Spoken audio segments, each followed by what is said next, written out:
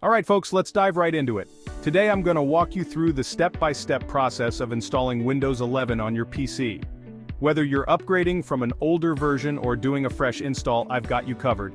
First things first, make sure your PC meets the minimum system requirements for Windows 11.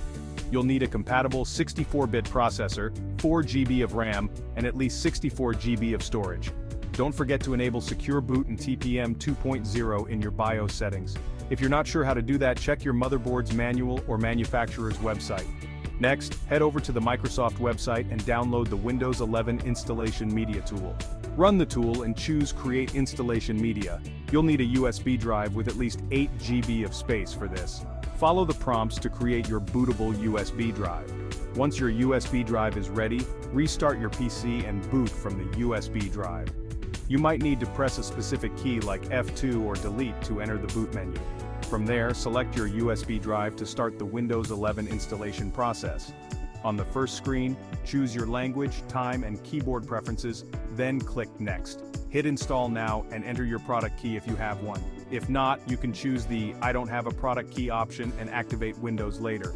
Now select the edition of Windows 11 you want to install. Most people will go with Windows 11 Home or Pro. Accept the license terms and click Next. For a clean install, choose the Custom Install Windows Only option. You'll see a list of your drives and partitions. Select the partition where you want to install Windows 11. If you're not sure, you can delete all partitions on the drive to create a new one. Just be aware that this will erase all data on the drive. Click. Next, to start the installation. The installation process will take some time and your PC will restart several times. Once it's done, you'll be greeted with the Windows 11 setup experience. Follow the on-screen instructions to set up your user account, privacy settings, and more, and that's it.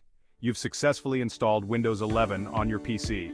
Make sure to check for updates and install the latest drivers for the best performance. If you found this tutorial helpful, don't forget to hit that like button and subscribe for more tech tips and tricks. Thanks for watching.